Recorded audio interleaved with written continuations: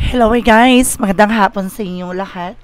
This is from Masagari Channel, a Fitiller o Matarder. So ngayong hapon na to, tignan natin yung sabihin sa inyo ng ating mga gabay. So this is a random gabay for the sign of Capricorn. So Capri, welcome sa my channel. Ano kayang messages, advices, and spirit guides ang ating masasaga for today's video? Kanina kayang energy or kaganapan sa buhay ng mga Capricorn ng ating mga kagilap. So guys, this reading is a general reading lamang, hindi lahat makaka-resonate. Kunin lamang po makaka-relate sa inyo. And comment down below kung kaninong energy ang ating nasagap. And because don't forget to like and subscribe my channel. And hirap kayo siya ba for more videos up there kasi maraming salamat po sa mga walang sawang pagsuporta sa aking channel. Lalo na ang hindi skip ng ads na way pagpalaing kayo ng Diyos at may kapal, siksik-liglig, nag-uumapaw na biyayang manong balik sa inyo. So let's see guys, what is the messages, advices ng ating spirit for the sign of Capricorn. So let's see and watch this.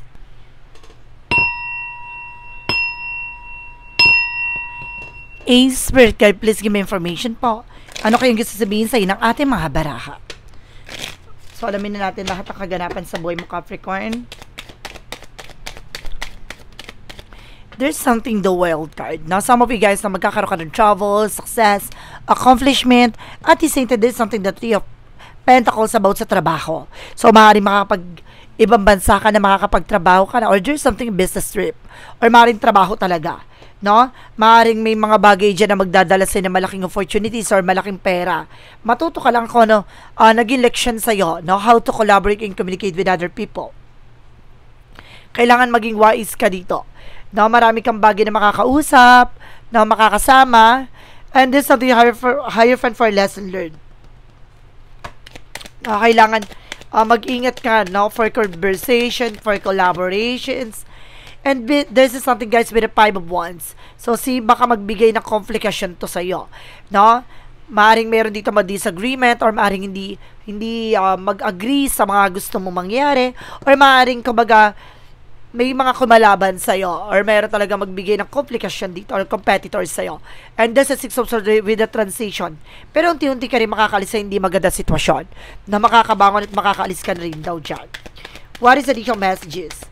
And there's a star card guys. Now some of you, maaring hiniling mo to, maaring ginusto mo to, pinangarap mo to, maaring ito no?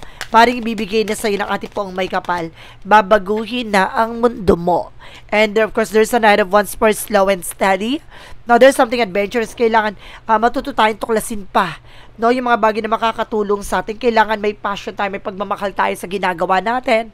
No, maging aware lang tayo at maging mahinahon, no, sa bawat ginagawa natin, especially, no, sa mga taong nakakasalamuhan, nakakasama natin. No, wag masyadong over yung tiwala, diba? No, wag masyadong lubos ang tiwala. What is the Hierophant? Represent with the Queen of Swords to clear the boundaries. Linisin mo yung mga bagay na makakasira ng eksena mo. Or maaaring minsan na nakasira or nakasama sa eksena mo. No, wag ka na ulit magtitiwala dyan. No, linisin, alisin mo, mag-clear ka ng boundaries or mag-set ka ng boundaries, no? And there's something the Queen of, there's a Page of Cups. By your intuition, makinig ka sa gut feeling mo. And of course, vibrations mo. Na makinig ka sa mga nararamdaman mo. There's a Three of Swords. Makaka-recover ka na for a complication sa lahat ng bagay na naranasan mo. Na komplikasyon.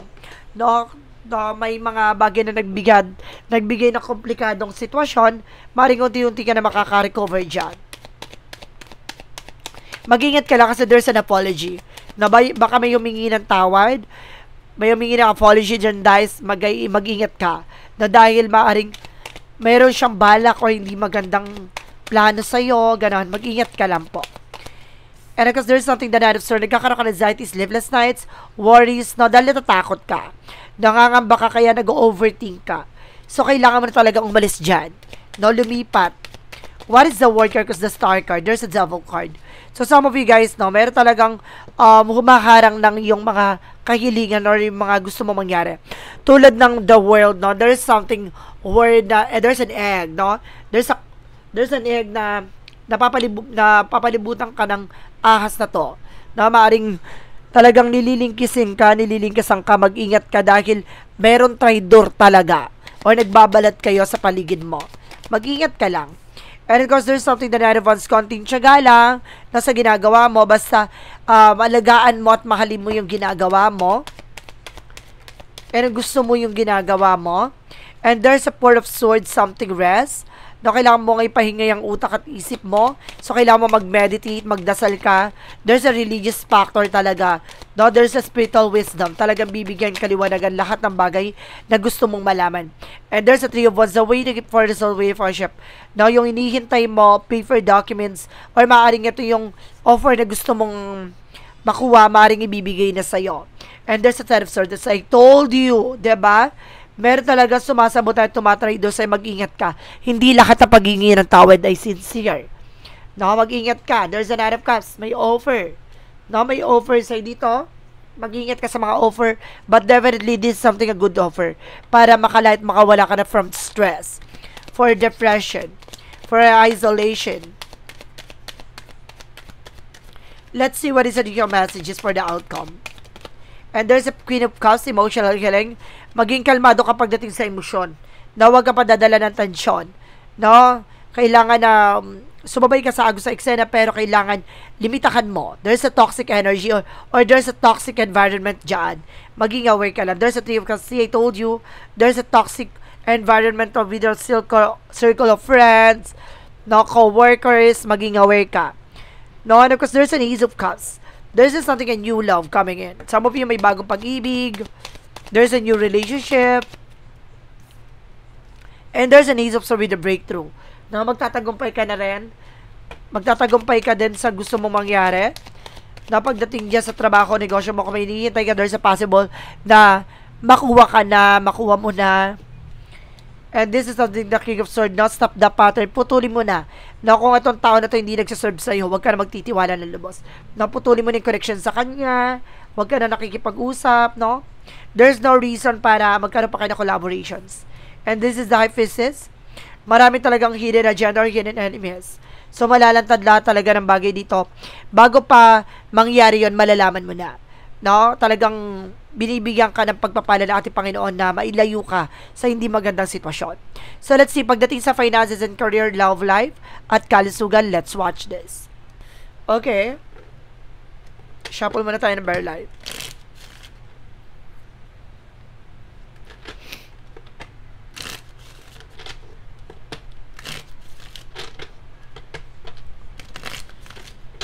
Okay, guys. Let's see. So, there's a Knight of Pentacles. Maging practical, secure ka sa kung ano man yung bagay na meron ka. Now, some of you guys na nakakaranas ka ng financial difficulty or financial crisis or makakaranas ka. Now, kumbaga, since you're feeling isolation or isolated, lack of mindset, so kailangan na maging practical, secure ka sa lahat ng plano mo at proteksyonan mo ang finances mo. Matuto ka mag-save for your future. And there's a Four of Cups. Now, wag kang sang-ayon ng sang-ayon, ha? Wag mong, kumbaga, tinanggap lahat ng offer. Proteksyonan mo at pangalagaan mong yung sarili. There's a reevaluation. Pag-isipang mabuti. No? Meron akong bagay dito na parang may binibenta sa'yo or mayroong gustong bayaran mo. Maging aware ka, ha? Maging matalino ka dyan. There's a Knight of Wands with a past communication and past moment. Magkakaroon na ng changes and development din pagdating sa finances mo. No, there's a Page of Pentacles. See, invest wisely. Alamin mo kung itong bagay na gagawin mo pagdating sa finances mo, kung magdadala sa'yo ng growth and expansion. Kung walang assurance, tantanan mo. No? At may mga bagay na ma-manifest mo rin. Pagdating naman tayo sa love life,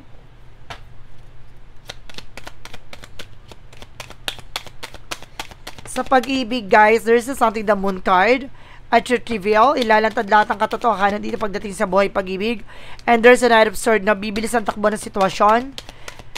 Na may mga bagay kang tumatakbo sa isip mo. Na may minsan nagkakaroon ka ng impatient dito, pero kailangan ka maging kalmado ka, maging balanse ka sa mga pipiliin mo. Na pagdating sa relasyon, hindi pwedeng sunggab ng sunggab. There's a Death card. No, some of you, there's something, a transformation na ending in your beginning. Matatapos na ang mga, mayroong relasyon matatapos dito na maaaring magwakas at maaaring makamove on ka na at may bagong pag-ibig na darating. Mag-ingat ka at maging aware ka. And there's something that's kind of on something burden. Na meron talaga nagbibigay responsibility at obligation dito or nagbibigay pabigat pagdating sa relasyon. Na pagdating naman tayo guys sa kalusugan, this is something that's ever with a perfect timing. So may mga bagay talaga na para sa'yo. No, at magkakaroon ka ng healing dito ha. Kailangan mo lang kumalma sa mga kinakain at iniinom mo. There's a 6 of Wands for victory.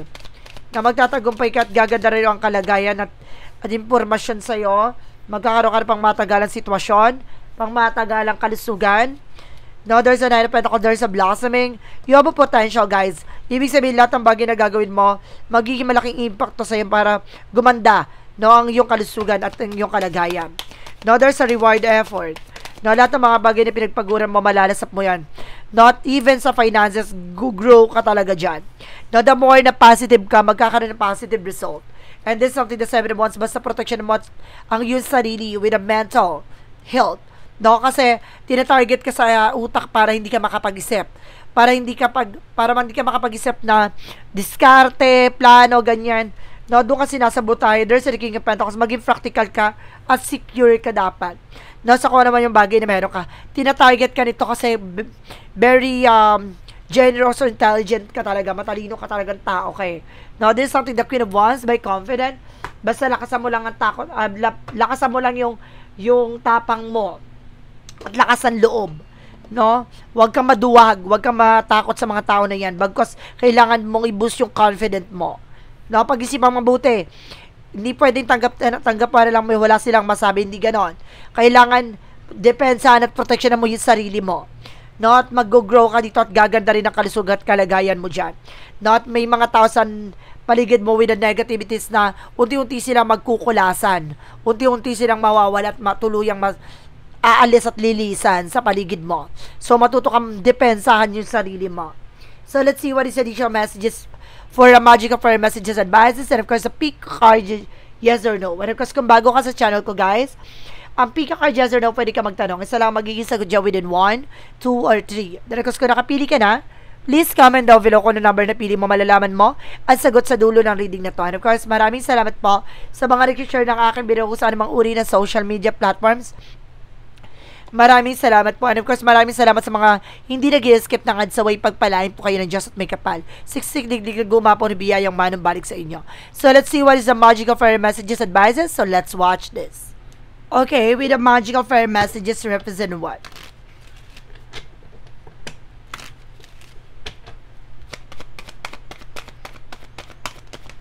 Okay, guys. So, there's a connect with the nature. So, kailangan mo rin dito ng unwind, no?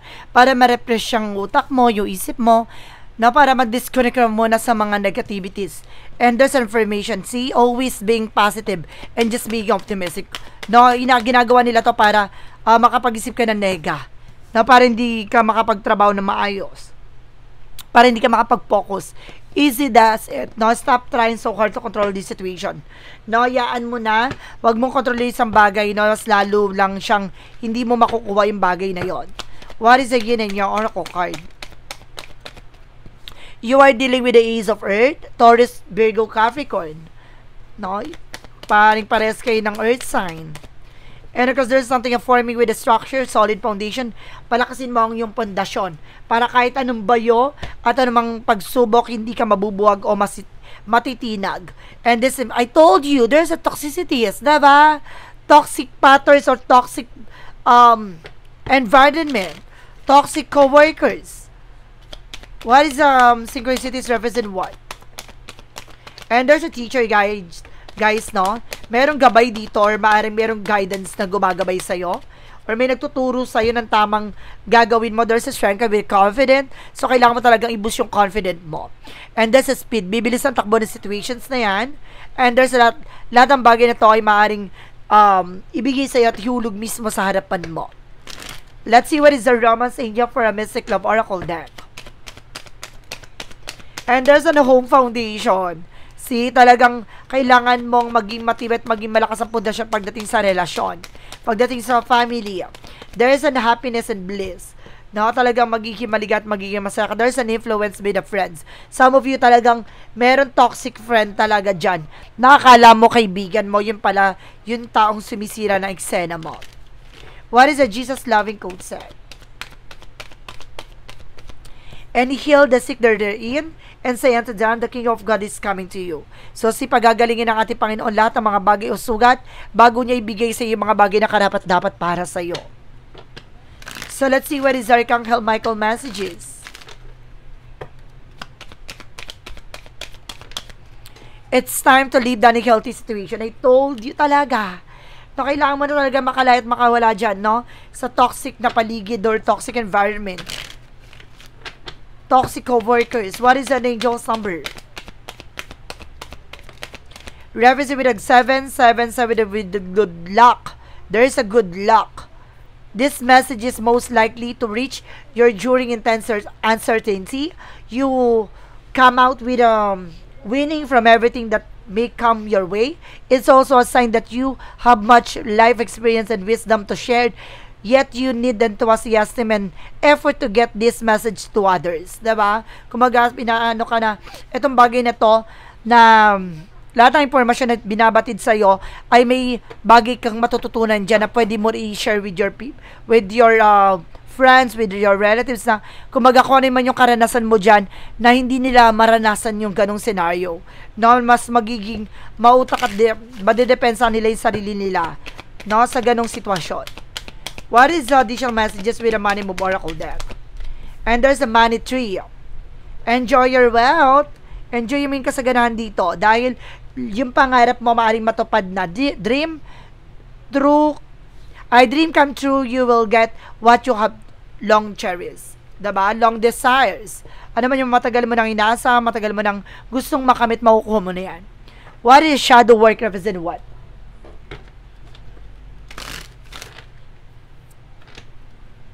What is a shadow work represent what?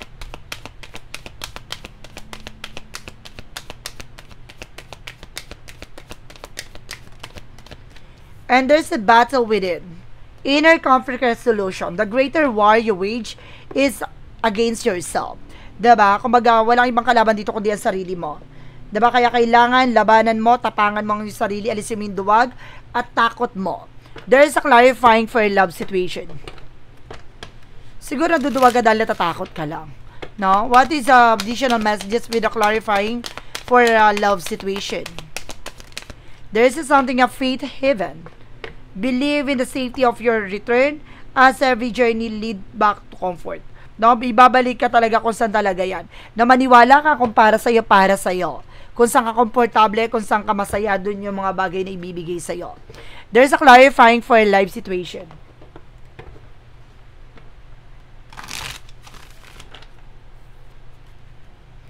Clarifying for a life situation. Represent guys with a breakthrough. Tagumpay, navigate life many twists, and turn with elegance and resilience. Diba? Kumbaga itong buhay mo, no? Maraming mga pangyayari na hindi mo inaadya. Pero at the end of the time, sa pagtsatsaga mo at pagpupursige mo, magtatagumpay ka. Kampay. So let's see what is the what lies beneath in the future. What lies beneath in the future represent what?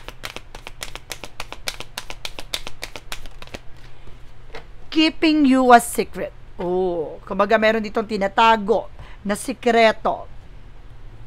No, or maaaring meron kang sikreto na kailangan itago. No, wag mong i-share with other people. Plano man yan, or gusto mong gawin, goals. What is a part of the light represent what? What is a part of the light?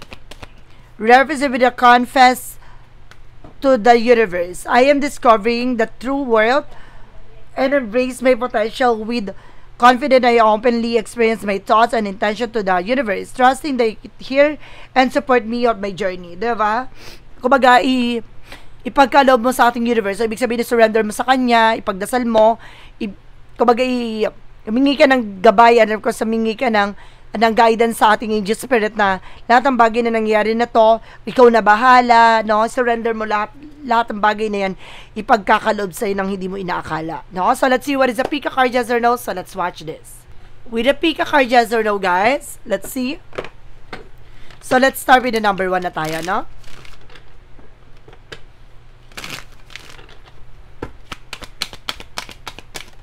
Number 1, there is a no.